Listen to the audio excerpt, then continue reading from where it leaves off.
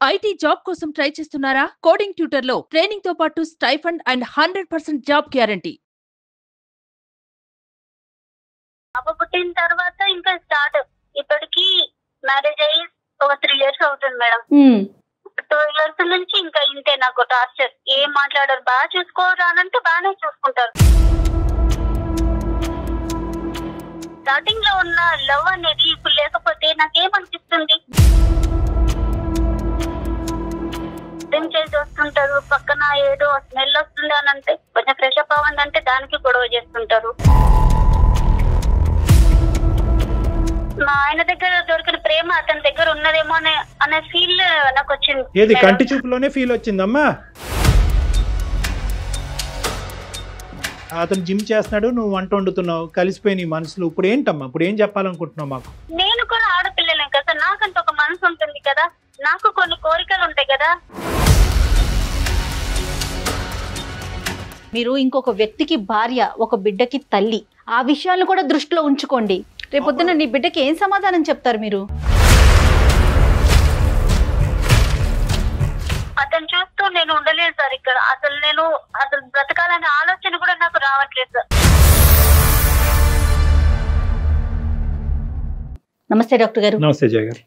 So ఒక mail తీసుకున్నానండి, ఖమ్మం నుంచి రమ్యశ్రీ. తన పర్సనల్ ఇష్యూని ఒకటి మనకి షేర్ చేసింది. సో నెంబర్ కూడా ఇచ్చింది. ఎక్కువసేపు నేను చెప్పకుండా డైరెక్ట్గా మీతోనే మాట్లాడిద్దామని. రమ్యశ్రీ, ఖమ్మం. వీళ్ళందరూ వాళ్ళ పేరుగానే ఉంచమని అంటున్నారా మేడం? కొంతమంది చెప్తున్నారండి చేంజ్ చేయమని, పేరు బయట పెట్టొద్దు అనేసి. కొంతమంది అయితే పర్వాలేదు అంటే ఫోన్లే కదా కళ్యాణ్ గారు. హలో రమ్యశ్రీ అండి, నేను అందమైన జీవితం ప్రోగ్రామ్ నుంచి కాల్ చేస్తున్నాను. జయానండి. ఓకే మేడం, నమస్కారం మేడం. నమస్తే అండి. నాతో పాటు డాక్టర్ కళ్యాణ్ చక్రవర్తి గారు కూడా ఉన్నారు. ఒకసారి మీరు నాకు మెయిల్ చేశారు కదా, ఆ విషయాన్ని క్లియర్ గా చెప్పండి, డాక్టర్ గారు కూడా వింటారు. Okay madam, right. చెప్పండి రమ్య. ఎంత రమ్య, మీ ఏజ్ ఎంత, ఏం చదువుకున్నారు, ఏంటి సమస్య? నా ఏజ్ ఇప్పుడు 25 సార్. అమ్మా, నేను ఇంటర్ చేశాను. ఓకే. ఎగ్జామ్స్ రాయగానే పేరెంట్స్ మ్యారేజ్ చేసేసారు మేడం. ఓకే అండి. ఓకే. అంటే 17-18 కి పెళ్లి అయిపోయిందమ్మా? 17-18 కి 18 years స్టార్టింగ్ లోనే అదే మేజర్ అవగానే చేసేసారు. పెళ్లి బాగానే జరిగింది మేడం. నాకు అబ్బాయి నచ్చాడు. అంటే కొంచెం మాకు దూరం బంధువు. పెళ్లి చేసుకోమ్మా, ఇంకా స్టడీ ఆపేసేయాలంటే మంచి సంబంధం అంటే చేసుకున్నాను మేడం. ఓకే అని. ఓకే అమ్మా. ఓకే. 1 year వరకు బాగానే ఉన్నారు. అప్పటి వరకు బాగానే ఉన్నారు కానీ పాప పుట్టిన తర్వాతనే మేడం మా వారు కొంచెం ఆయన డిఫరెంట్ గా బిహేవ్ చేస్తున్నారు. అంటే ఎలాగండి? ఇంట్లో వస్తారు, ఏదో వచ్చానా, ఉన్నానా, పడుకున్నానా, తిన్నానా, పోయానా అన్నట్టే ఉంటారు మేడం. మాట్లాడరు. అసలు నన్ను, నా పాపను అసలు పట్టించుకోవచ్చు మేడం. స్టార్టింగ్ లో బాగానే ప్రేమగా చూసుకున్నారు మేడం, కానీ అసలు సరిగ్గా మాట్లాడరు. ఏదైనా మాట్లాడితే కోప్పడుతూ ఉంటారు. నాకు అసలు నేను రీజన్ లేకుండానే కోప్పడుతుంటా. నాకు ఏం అర్థం కావట్లేదు మేడం. ఓకే. ఏం చేస్తుంటారండి రమ్య? ఒక కంపెనీలో జాబ్ చేస్తున్నారు మేడం. ఓకే. ఓకే. మీ ముగ్గురే ఉంటారు అంతేనా? ఒక పాప, నేను, మా వారు మేడం. ఓకే. అత్తయ్య మావయ్య వీళ్ళంతా ఎక్కడ ఉంటారు? వాళ్ళు వేరే చోట ఉంటారు మేడం. ఓకే. ఓకే. ఓకే. పాప ఉందంటే పాపతో ఇప్పుడు హ్యాపీగా ఉండాలి, నాతో ఉండాలి. మేము ముగ్గురమే కదా మేడం ఇంట్లో మాట్లాడుకోవడానికి. ఎవరి పనులు వాళ్ళు ఉన్నామనంటే అది నాకేం అర్థం కాకుండా మేడం. ఇలా కొన్ని రోజుల నుంచి పాప పుట్టిన తర్వాత ఇంకా స్టార్ట్. ఇప్పటికి మ్యారేజ్ అయ్యి ఒక 3 years అవుతుంది మేడం.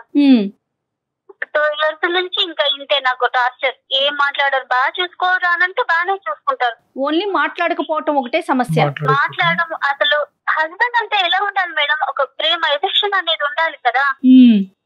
స్టార్టింగ్ లో ఉన్న లవ్ అనేది ఇప్పుడు లేకపోతే నాకేమనిపిస్తుంది. మరి ఎప్పుడైనా అడిగారా ఎందుకు ఇలా ఉంటున్నారు, ఏంటి అసలు కారణం ఏంటి? నేను అడిగాను మేడం. అడిగితే నీకెందుకు అవన్నీ, ఇప్పుడు బాగానే ఉన్నది కదా, ఇప్పుడు నీకేం తక్కువైంది, జాబ్ చేస్తున్నాను కదా, నీకు అన్ని ఏం తక్కువ ఉన్నది అని ఇలా అంటున్నారు మేడం.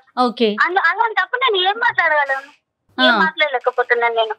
ఇంట్లో తన కోసం నేను వచ్చేసరికి ఎదురు చూడాలి అనేది కూడా నాకు అనిపించట్లేదు మేడం. అసలు ఏం మాట్లాడాలో కూడా అర్థం కావట్లేదు. ఆయన పెళ్లి కాకముందు పేరెంట్స్ దగ్గర, నాన్న దగ్గర ఎంత మంచి ఫ్రీగా ఉంటామో హస్బెండ్ దగ్గర కూడా అలాగే ఉండాలి అని అనుకుంటాను కదా మేడం. ఆ ఫ్రీడమ్ హస్బెండ్ దగ్గర మాత్రమే ఉంటుంది. అలాంటిది అని చూస్తే భయం వేస్తుంది మేడం నాకు. ఒక మిషన్ వర్క్ చేస్తుంది, మనం తింటున్నది, అది ఫుడ్ ఇస్తుంది, మనం తింటున్నాం అన్నట్టు మాత్రమే ఉంటుంది. ఓకే, ఒక మాట్లాడపోవటం తప్ప ఇంకా వేరే ఏ ఇతర సమస్య లేదు అతనితో మీకు? డ్రింక్ చేసి వస్తుంటారు, పక్కన ఏదో స్మెల్ వస్తుంది అని అంటే కొంచెం ఫ్రెష్ అప్ అవ్వండి అంటే దానికి గొడవ చేస్తుంటారు. చాలా మంది ఆడవాళ్ళకి ఇలాంటివి కూడా లేనటువంటి పరిస్థితులు, అంటే ఇప్పుడు సదుపాయాలు చూసుకుంటున్నాడు, అవసరాలు చూసుకుంటున్నాడు, కావాల్సిన ఎటువంటి లోటుపాటు లేదు, వేరే వ్యవహారాలు లేవు, అప్పుడప్పుడైనా తాగుతాడు. అతని వ్యక్తిత్వం అది. బేసికలీ ఏంటంటే రమ్య ఏ అంశాల గురించి అయితే కనుక తను తప్పుగా చూపెడుతుందో బహుశా తన యాంగిల్లో ఓన్లీ ఆ పాయింట్ ఆఫ్ వ్యూసే చూస్తుంది కాబట్టి అవి తప్పుగా కనిపిస్తుంది. ఇంకా మంచిగా ఏమున్నాయేమో అంటే చెప్పడానికి ఇంకా 95 ఉండుంటాయి. పట్టించుకుంటాడు. ఇది తన ప్రాబ్లం ఏంటంటే తక్కువగా మాట్లాడతాడు, మాట్లాడినప్పుడు మాత్రం బిగ్గరగా మాట్లాడతాడు, వస్తున్నప్పుడు నాకు భయం వేస్తుంది. వ్యక్తిత్వ లోపమా, కమ్యూనికేషన్ ప్రాబ్లమా? అంటే వ్యక్తిత్వ లోపం ఉంటే కనుక ప్రతి మ్యారేజ్ లో చాలా పెద్ద సమస్య, అది తిరిగి రాలేనటువంటిది, తీర్చలేనటువంటిది. ఇక్కడ communication difficulty can always be rectified. 95% marital disputes, marriage భార్యాభర్తలకు సంబంధించిన డిస్ప్యూట్స్ లో ఏదో పెద్ద పెద్ద వ్యవహారాలు ఏముండవా, బేసిక్ కమ్యూనికేషన్ డిఫికల్టీ ఉంటుంది.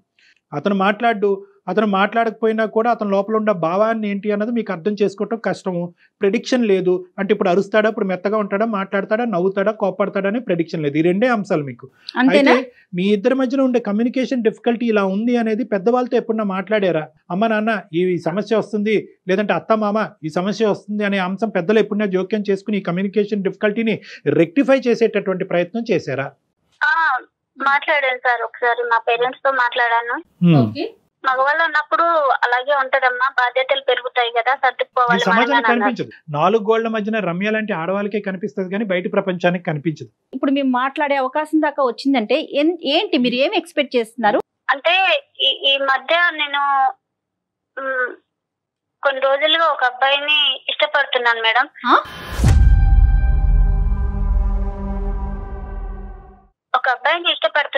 మా ఎదురుగా ఉంటారు. చాలా క్యాజువల్ గా చెప్పేస్తున్నారండి మీరు. అదే అప్పుడు ఇష్టపడుతున్నాననే దగ్గరికి వెళ్ళటం గురించే రమ్య గారు భర్త గారు బ్యాక్గ్రౌండ్ ఇచ్చారు. చెప్పండి రమ్య గారు. అయితే తను కూడా నన్ను ఇష్టపడుతున్నాను మేడం. కొన్ని రోజుల నుంచి మా ఎదురుగా జిమ్ చేస్తూ ఉంటారు. నేను అంత గమనించలేదు కానీ కొన్ని రోజుల తర్వాత నేను చూశాను, తను చూడ్డం నేను చూడ్డం అన్నట్టు. కాదమ్మా, జిమ్ ఎక్కడ చేస్తున్నాడు అతను? మీ ఇంటి ఎదురుకుంటే జిమ్ ఉందా, లేదంటే మీ మేడమే జిమ్ చేస్తున్నాడా, ఎదురు మేడమే జిమ్ చేస్తున్నాడా? ఎదురుగా వాళ్ళ ఇల్లు ఉంటుంది, పైన వాళ్ళు ఓన్ గా చేసుకున్నారేమో, అక్కడ చేస్తూ ఉంటారు. పెళ్లి కాని అబ్బాయి. నేను మార్నింగ్ పనులు చేసుకున్నప్పుడు కనిపిస్తూ ఉంటారు. ఒక రోజు ఇంకా అలా చూసారు, తను చూసారు, నేను చూసాను. కొంచెం ఫస్ట్ టైం నేను ఏమనుకోలేదు కానీ నెక్స్ట్ టైం నుంచి నాకేదో మా ఆయన దగ్గర దొరికిన ప్రేమ అతని దగ్గర ఉన్నదేమో అనే ఫీల్ నాకు వచ్చింది.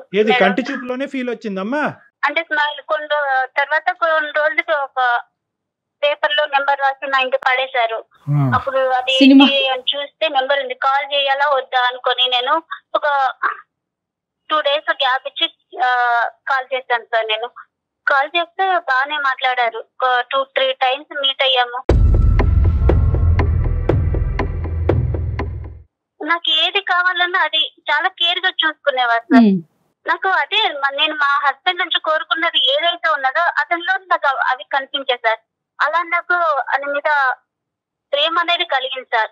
ఇది నేను చేసేది తప్ప రైటా అనేది కూడా నేను ఆలోచించాను. అయినా కూడా ఆయన మీద నాకు ప్రేమ తగ్గట్లేదు సార్. ఆ అబ్బాయికి పెళ్లి అయిందమ్మా? పెళ్లి కాలేదు సార్. బ్యాచులర్ గా ఉంటున్నాడా లేదంటే పేరెంట్స్ తో ఉంటున్నాడా? అతను పేరెంట్స్ తో ఉంటున్నాడు సార్. ఓకే. అతను నీ వైపు ఎక్కువ చూసేవాడా, నువ్వు అతని వైపు ఎక్కువ చూసేదానివా? తను ఇంత ముందు నన్ను చూసినట్టున్నారు. నేను ఒకరోజు చూస్తే నన్ను గమనిస్తూ ఉన్నారు. సరేలే అని నేను 2-3 రోజులు అలాగా చూడనట్టు చూసి అలా చూస్తే నన్నే గమనిస్తున్నారని నాకు అర్థమైంది సార్. వాడికి బుర్రలేదు, నీకు బుర్రలేదు. నీకు పెళ్ళైనటువంటి ఆడపిల్లవి, నీకు ఒక పాప బాబు ఉన్నాడు. ఓకే, నువ్వు ఆ అబ్బాయి పెళ్లి కాలేదు అనే అంశం నీకు తెలుసు. ఆ అబ్బాయి జిమ్ చేస్తున్నాడు అండ్ ఓకే, నీకు ఒక బాధ్యత ఉంది, నీ భర్తతో 2-3 సమస్యలు ఉన్నాయి. అవేమి పెద్ద అంత తలకి మించిన భయంకరమైనటువంటి సమస్యలు ఏమీ కాదు. కమ్యూనికేషన్ ఇంప్రూవ్ చేసుకోవటం అనే సబ్జెక్టే. కానీ ఎవరు ఆలోచించలేదమ్మా, నాకు కావలసినవి అతని దగ్గర దొరికేసినవి అనేటటువంటి కంక్లూజన్కి ఎలా వచ్చేసావు? ఒక కనుచూపులోనే ఎలా వచ్చేసావు? కనుచూపులోనే కాదు సార్, ఒక 2-3 టైమ్స్ అలా చూసి ఫోన్ లో మాట్లాడిన అదే తర్వాత చూసి నాకు చూసి అనిపించింది చూసి సార్, ఆయన చూపించే ప్రేమ, ఆయన తీసుకున్న కేరింగ్ లో నాకు ఇంట్రెస్ట్ అనిపించింది సార్. నా మనసుకి ఏది కావాలో, నేనేం కోరుకున్నానో నాకు అది అతనిలో కనిపించింది. అతను కూడా నేను అంటే చాలా చూసిన ప్రతిదీ కోరుకోవటం, దాని వైపుకి మనసు వెళ్ళిందంటాం. ఏంటండి మీరు? కాదమ్మా, నీకు కనిపించని భర్తను మర్చిపోయావు, కూతుర్ని మర్చిపోయావు, అతను ప్రపంచాన్నే మర్చిపోయాడు. ఓకే, అతను జిమ్ చేస్తున్నాడు, నువ్వు వంట వండుతున్నావు, కలిసిపోయి నీ మనసులు. ఇప్పుడు ఏంటమ్మా, ఇప్పుడు ఏం చెప్పాలనుకుంటున్నావు మాకు? ఇప్పుడు అతనికి పెళ్లి ప్రపోజల్ వచ్చింది సార్, పేరెంట్స్ పెళ్లి చూపులు తీసుకొచ్చారు. మంచిది. ఆ విషయము అంటే ఆల్రెడీ ఇంతకు ముందు పెళ్లి సంబంధాలు వస్తే నా కోసం 1 year అలా ఆపేశారు, పోస్ట్ పోన్ చేస్తూ వచ్చారు సార్.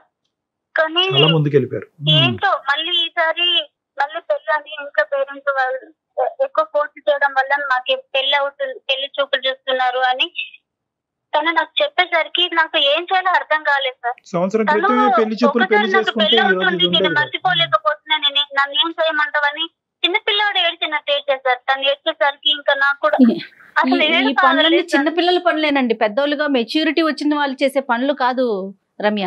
సారీ రమ్య, నువ్వు ఏడుస్తూ చెప్తున్నావు, నువ్వు తప్పుగా అనుకోవద్దు, మేము ఇక్కడ నవ్వుకుంటున్నాం. అంటే ఒక సమస్య, ఒక బాధ ఒక మనిషి చెప్పినప్పుడు సహజంగా అవతల వ్యక్తిని కూడా కదిలించాలి, బాధ కలిగించాలి. ఈరోజు మీ అమ్మాయి గురించి బ్యాక్గ్రౌండ్లో ఆలోచించుకుని బాధపడుతున్నావు, నీ భర్త గురించి ఆలోచించుకుని మీ అమ్మాయి ఇదేంట్రా, ఇంట్లో భార్యని ఎంతో నమ్మకంగా ఉదయాన్నే ఆఫీస్కి వెళ్ళేటటువంటి భర్త సాయంత్రం భార్య వచ్చేటప్పటికి జిమ్ చేసేటటువంటి పక్కింటి మగాడిని చూస్తున్నది అనే అంశం నీ భర్తకు తెలిస్తే కనుక అతని గుండెలు విరిగిపోయి ఏమైపోతాడో అనే ఆలోచనతో బాధపడుతున్నావు. ఒక పక్క నుంచి నీ యొక్క ఆలోచన, నీ యొక్క ప్రవర్తన చూస్తుంటే నవ్వుకుంటున్నావు.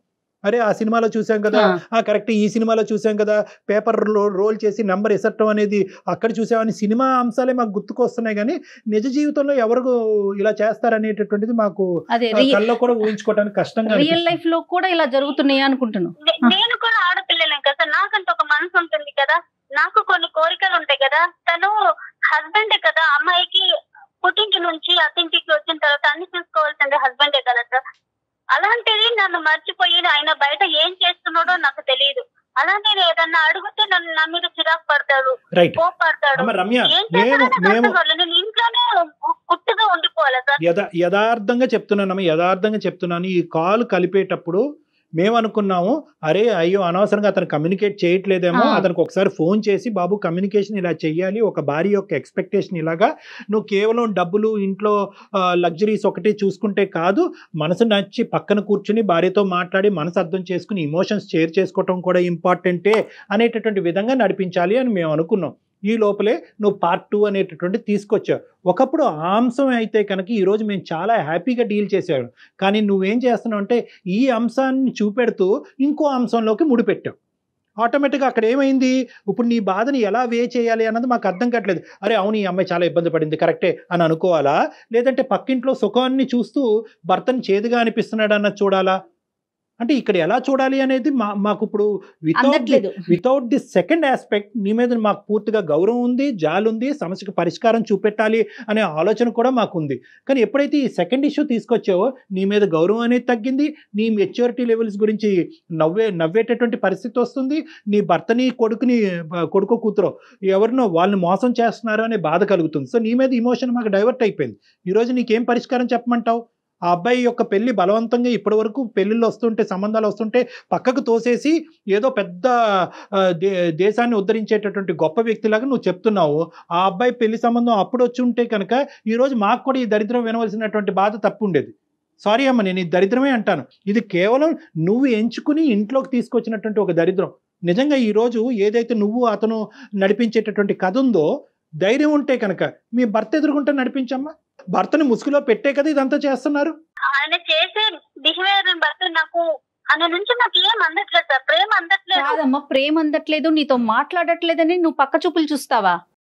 పక్క చూపులు కాదంటే నేను మంచిదే కదా మేడం. ఇప్పుడు మార్చుకునే ప్రయత్నం ఉండదా? ఇంకా ఫైనల్ డెసిషన్ అంతే ఉంటుందా? ఇప్పుడు అదే పనిగా నేను మా హస్బెండ్ ఏమి విధంగా అయితే బిహేవ్ చేస్తున్నావా ఆ విధంగా నేనుంటే అయినా బయట ఎన్ని విధాలుగా వేరే అమ్మాయిని చూడలేదా? తప్పుగా ఎందుకు చూస్తారు మేడం? ప్రతి ఆడపిల్ల అంటే అది ఉండాలి, చేసిన పని ఉండాలి, ఆడపిల్ల కరెక్ట్ కదా?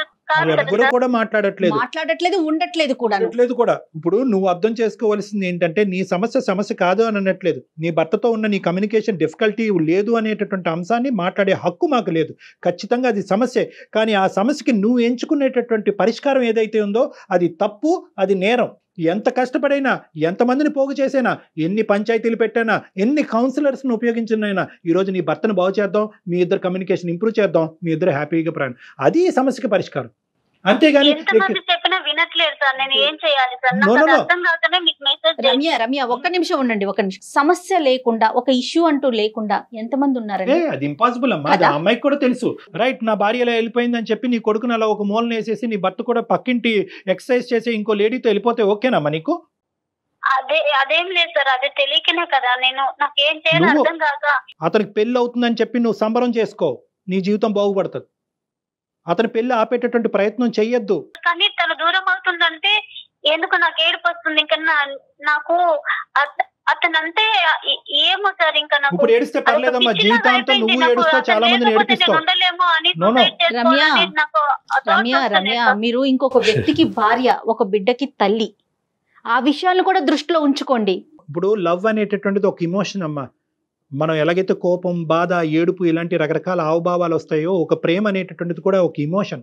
ఆ ఇమోషన్ ఏం చేస్తుంది అంటే కనుక ఆలోచనని తీసేస్తుంది. ఇప్పుడు నీ ఆలోచన పోయింది, నీకు తెలుసు లోపల ఇది తప్పు అని. కానీ ఇమోషన్ని కాపాడేటటువంటి, ప్రేమ అనేటటువంటి ఇమోషన్ కాపాడేటటువంటి ప్రయత్నంలో జరిగేటటువంటి పరిణామాలు అనేటటువంటి లాజికల్ రీజనింగ్ నీ మైండ్లోంచి పోయింది.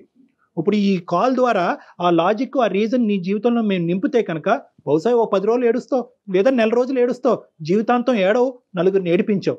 ఈరోజు నువ్వు చేసేటటువంటి తప్పు వల్ల అరే నేను ఇప్పుడు ఏడుస్తున్నాను, ఈ బాధను తీర్చేసుకోవాలి, అరే వాడు ఏడుస్తున్నాడు, వాడి ఏడుపుని తీర్చేయాలని చెప్పి నువ్వేం చేస్తావంటే ఒక తప్పుదోలో వెళ్తున్నావు. తర్వాత ఏమవుతుంది? నీ కొడుకు ఏడుస్తాడు, నీ భర్త ఏడుస్తుంది, సమాజం ముందు తలదించుకుని మీ తల్లిదండ్రులు ఏడుస్తారు, అక్కడ పెళ్లి చేసుకున్నటువంటి ఆడపిల్ల ఏడుస్తుంది, వాళ్ళ ఫ్యామిలీ ఏడుస్తారు, ఇంతమందిని ఏడిపిస్తారు. ఎందుకు? కేవలం మీ ఇద్దరు కళ్ళనీళ్ళు తొడవటం గురించి ఇంతమంది ఏడవాలా?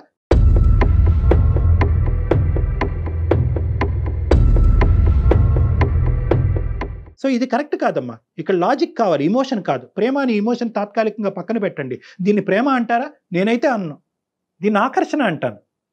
అతనికి ఏదో లేదు కాబట్టి నీ దగ్గరికి వచ్చాడు, నీకేదో దొరకట్లేదు కాబట్టి అతని దగ్గరికి వెళ్ళావు. సో లేనటువంటిది తీర్చుకునే దాని గురించి ప్రేమను డిఫైన్ చేయాలంటే తప్పమ్మా. దీన్ని ప్రేమ అనరు. నీ భర్తతో ఉండేటటువంటి బంధం, దాన్ని ప్రేమించు. నీ కొడుకుతో ఉండేటటువంటి బంధం, దాన్ని ప్రేమించు. మీరందరూ గౌరవప్రదంగా సమాజంలో ఉంటున్నారు, దాన్ని ప్రేమించు. సో ఈరోజు నీకు బాధగా ఉండొచ్చు, మా మాట బాధగా ఉండొచ్చు, ఇదేంటి సార్ ఆ అబ్బాయి ఏడుస్తున్నాడు కదా సార్, నాకు బాధగా ఉంది సార్, మీ ఇద్దరం దూరం అయిపోతాం సార్ అంటే కనుక నో. ఎంతైనా బాధపడండి, 100 రాత్రులన్నా నిద్రపోకుండా ఉండండి, ఎంతైనా ఏడవండి, కానీ ఈ తప్పు మాత్రం చేయొద్దు. నీతో పాటు చాలా కుటుంబాలను కాపాడినటువంటి పుణ్యం మాకు దక్కుతుంది కాబట్టి థ్యాంక్ యూ. అతను చూస్తూ నేను ఉండలేదు సార్ ఇక్కడ. అసలు బ్రతకాలనే ఆలోచన కూడా నాకు రావట్లేదు సార్. తను ఎక్కడ దూరం అయిపోతాడో, నాకు ఎవరు ప్రేమ పంచుతారు, నాకు ఇంత కేరింగ్ ఎవరు చూసుకుంటారు అనేది కూడా నాకు అసలు అర్థం కాకుండా ఉంది సార్. ఇంకా కూడా చాలా సీక్రెట్ గా నడిపిస్తున్నటువంటి కథ రమ్య, చాలా సీక్రెట్ గా కనిపిస్తున్న కథ కాబట్టి ఈ ప్రేమను మీరు ఆనందిస్తున్నారు, అతను ఆనందిస్తున్నారు. This is a secret love. ఇది ఒక బ్యాడ్ లవ్, ఒక సీక్రెట్ లవ్. ఇది ఎప్పుడైతే బట్టబయలు అవుతుందో, ఎప్పుడైతే సమాజానికి తెలుస్తుందో, ఎప్పుడైతే అబ్బాయి తల్లిదండ్రులకి నీ భర్తకి తెలుస్తుందో, అప్పుడు అసలు సిసలైనటువంటిది ఉంటుంది. ఇద్దరు రోడ్డు మీద పడతారు. రేపొద్దున నీ బిడ్డకి ఏం సమాధానం చెప్తారు మీరు? నాకు రావట్లేదు, నా భర్త నుంచి ప్రేమ రావట్లేదు, నాకు దొరకట్లేదు, నేను ఆనందపడట్లేదు, ఆ పక్కింటి ఆంటీ ఇలా ఉంది, ఈ పక్కింటి వీళ్ళు ఇలా ఉన్నారు, వాళ్ళందరినీ ఊహించుకుని ఏంటంటే ఒక డిప్రెషన్లోకి వెళ్తారు. సడన్గా ఈ డిప్రెషన్ అనేటటువంటి బాధ ఎవరికి ఆనందంగా ఉండదు. ఇందులోంచి బయటపడాలి, వెంటనే బయటకు రావాలి. బయటకు రావాలంటే భర్తకు చెప్పుకుంటే భర్త మాట వెండు. ఇలాంటి వాళ్ళని మాట వినేటటువంటి ఏకైక వ్యక్తి ఎవరంటే కనుక ఈ జిమ్ బాడీ లాంటి వీళ్ళు ఏం చేస్తారు, వీళ్ళు పని పాట అట్రాక్ట్ చేస్తారు. ఆ అబ్బాయి అసలు ఎంత ధైర్యం అండి, ఒక పెళ్ళైనటువంటి ఆడపిల్లని ఇక్కడ పెట్టుకుని పెళ్ళని అతనికి వాళ్ళు అట్రాక్ట్ చేస్తారు. వాళ్ళు ఏం చేస్తారు, వాళ్ళు ఏమీ చేయరు, కేవలం ఈ అమ్మాయి కథ చెప్తుంటుంటే వింటూ ఉంటారు. ఈ అమ్మాయి జీవితంలో ఎవ్వరూ విన్నటువంటి ఏకైక వ్యక్తి ఈ మహానుభావుడు. ఈ కథ వినేటప్పటికి ఇదేంటి ఇంత వింటున్నాడు, ఇన్ని సంవత్సరాలు పెళ్ళైనా కూడా నా భర్త 10 నిమిషాలు కూడా నా పక్కన కూర్చాడు, ఇతనేంటి గంటల తరబడి అన్ని పనులు వదులుకుని నా మాట వింటున్నాడు అని చెప్పి అక్కడ కనెక్ట్ అవుతూ ఉంటారు. సో ఇదంతా కూడా ఏంటంటే ఒక సూపర్ఫిషియల్గా ఒక ఇమోషన్తో కూడినటువంటి ఒక అట్రాక్షన్ మాత్రమే, ఇది బంధం కాదు, బంధం అని వాళ్ళు అనుకుంటారు. సో ఇక్కడైతే మాత్రం కఠినమైనటువంటి నిర్ణయాలు ఇప్పుడు తీసుకుంటే రానున్న జీవితంలో ఇప్పటికీ ఎవరికి తెలియదు. ఈ గుట్టు అనేటటువంటిది కేవలం మనకి, నాకు, జయాకి, నీకు మధ్యనే ఉంది కాబట్టి ఇక్కడతో ఇది ముగిస్తే మంచిది.